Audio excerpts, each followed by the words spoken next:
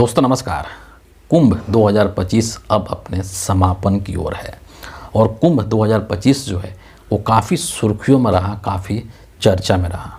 एक तरफ जो योगी सरकार है या जो बीजेपी की सरकार है वो इस कुंभ की पूरी क्रेडिट खुद लेने की कोशिश कर रही थी और कुंभ के तमाम इस आयोजन को बढ़ा चढ़ा करके पेश करने की कोशिश कर रही थी। लेकिन ये कुंभ जो है इस सुर्खियों में रहा, चर्चा में रहा, अपनी खूबियों के वजह से नहीं बल्कि अपनी अव्यवस्थाओं के वजह से चर्चा में रहा, अपने मिसमैनेजमेंट के वजह से अधिक चर्चा में रहा।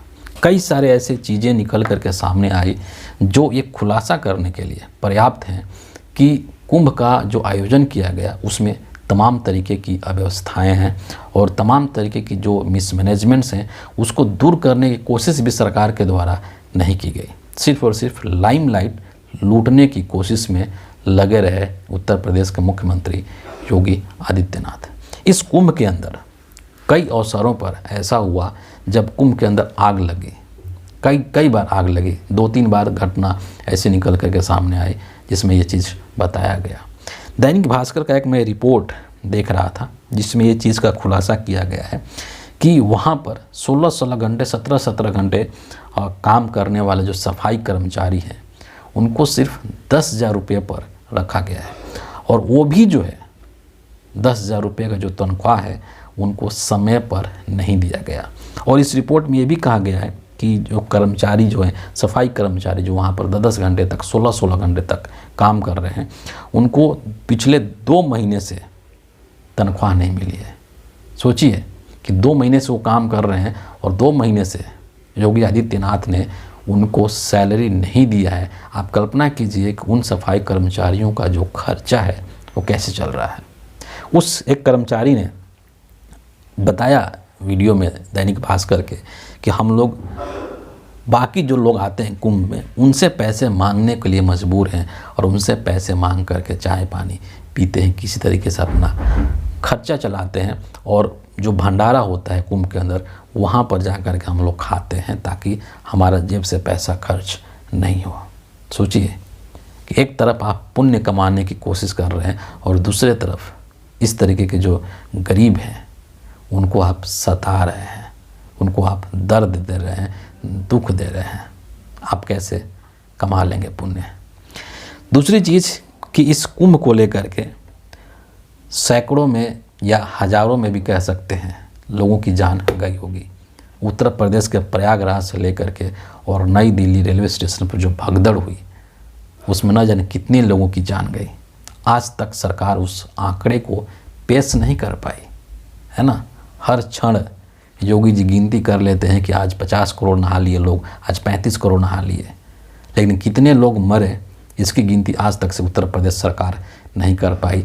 और केंद्र में बैठे हुए रेल मंत्री अश्विनी वैष्णव जिनको कि लोग रेल मंत्री कहते हैं वो नहीं बता पाए कि नई दिल्ली में कितने लोग मरे। उल्टे जो इंडियन रेलवे है उसने ट्विटर को एक ऑर्डर दिया है, एक आदेश दिया है कि आप नई दिल्ली रेलवे स्टेशन पर जो भगदड़ हुई है उससे संबंधित जो वीडियो क्लिप्स ट्विटर पर शेयर किए हैं लोग उन सभी को आप डिलीट कर दीजिए, हटा दीजिए। मतलब गलती भी करेंगे और गलती करने के बाद में धमकाएंगे भी कि तुम उसको लोगों तक पहुंचाओ भी नहीं। यही बीजेपी के नेताओं का और बीजेपी का असली चाल चरित्र और चेहरा है। इतना ही नहीं, एक रिपोर्ट ये भी निकल करके आई है कि कुंभ के अंदर जो स्नान करने वाली महिलाएं हैं जब वो स्नान करती हैं या फिर कपड़ा चेंज करती हैं, बदलती हैं, तो उस दौरान उनके फ़ोटो निकाले जाते हैं, उनके वीडियो क्लिप्स बनाए जाते हैं और उसको अलग अलग वेबसाइट्स के ऊपर, टेलीग्राम चैनल्स के ऊपर पैसे में बेची जा रही है। सोचिए कि ये सीधे तौर पर हमारे देश की जो महिलाएं हैं, जो स्त्रियां हैं, उनके साथ एक अभद्र व्यवहार है और इसको लेकर के उत्तर प्रदेश की जो पुलिस है या योगी आदित्यनाथ की जो सरकार है वो क्या कदम उठा रही है, कितने लोगों के ऊपर कार्रवाई की गई, इसका अभी कोई लेखा जोखा नहीं है। मामला यहीं तक नहीं रुकता है दोस्तों, बल्कि सेंट्रल पोल्यूशन कंट्रोल बोर्ड का एक रिपोर्ट निकल करके सामने आता है जिसमें चीज़ बताया जाता है कि संगम का जो पानी है वो स्नान करने के लायक नहीं है। संगम के एरिया से कई सारे सैंपल इकट्ठा किए गए, लैब में उनकी जांच की गई और जांच में चीज़ पाया गया कि जो पानी की गुणवत्ता के जो मानक हैं उस पर वो खरा नहीं उतर रहे हैं। और संगम एरिया के तमाम जगहों पे एक बैक्टीरिया होता है जिसका कि नाम है फीकल किलोफॉर्म, और ये जो बैक्टीरिया है संगम क्षेत्र के पानी में ज़रूरत से कई गुना ज़्यादा पाया गया है। मतलब जितना होना चाहिए उससे कई गुना ज़्यादा ये बैक्टीरिया है, जो कि लोगों के हेल्थ के लिए ख़तरनाक हो सकता है। आपको स्किन प्रॉब्लम हो सकती है अगर वो पानी मुंह के अंदर चला गया या बॉडी के अंदर प्रवेश कर गया, तो उससे भी आपको किसी भी तरीके की परेशानी हो सकती है, बीमारी हो सकती है, डिजीज हो सकती है। तमाम तरीके की अवस्थाएं इस कुंभ में देखी जा रही हैं, तमाम तरीके की घटनाएं भी हो रही हैं। इस तरीके की तमाम समस्याएं और अव्यवस्थाएं कुंभ में प्रेजेंट है, मौजूद है, लेकिन उनका सॉल्यूशन क्या होगा? सरकार का ध्यान इसके ऊपर नहीं है, योगी आदित्यनाथ का ध्यान इसके ऊपर नहीं है, बल्कि योगी आदित्यनाथ जो है इस कुंभ के आयोजन का जो पूरा क्रेडिट है वो खुद ले लेना चाहते हैं, खुद को ये लाइमलाइट में रखने की कोशिश कर रहे हैं। जिस तरीके से अयोध्या के अंदर राम मंदिर के उद्घाटन का पूरा क्रेडिट और लाइमलाइट नरेंद्र मोदी ने ले लिया था, उसी तरीके से कुंभ 2025 के आयोजन का पूरा क्रेडिट और लाइमलाइट योगी आदित्यनाथ लेना चाह रहे हैं और कुंभ की सच्चाई को देश से छुपाने की कोशिश कर रहे हैं। सिर्फ हेडलाइन मैनेजमेंट पर सारा मामला चल रहा है और खुद को योगी आदित्यनाथ इस रूप में प्रेजेंट कर रहे हैं मानो इस कुंभ के ऊपर योगी आदित्यनाथ का कॉपीराइट है।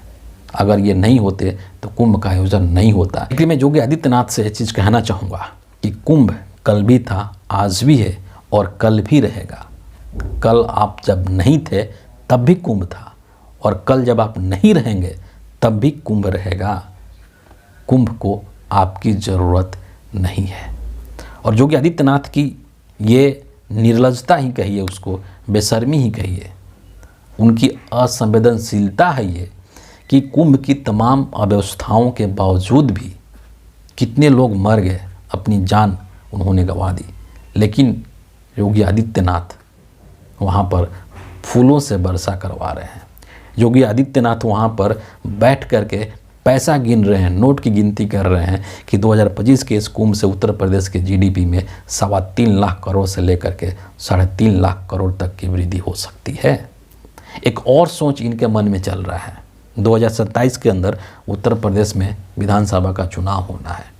इनको ऐसा लग रहा है, इनके मन में ये भ्रम है कि कुंभ में जो लोग भी आकर के स्नान कर रहे हैं वो बीजेपी को ही वोट देंगे, बीजेपी को वोटर हो गए।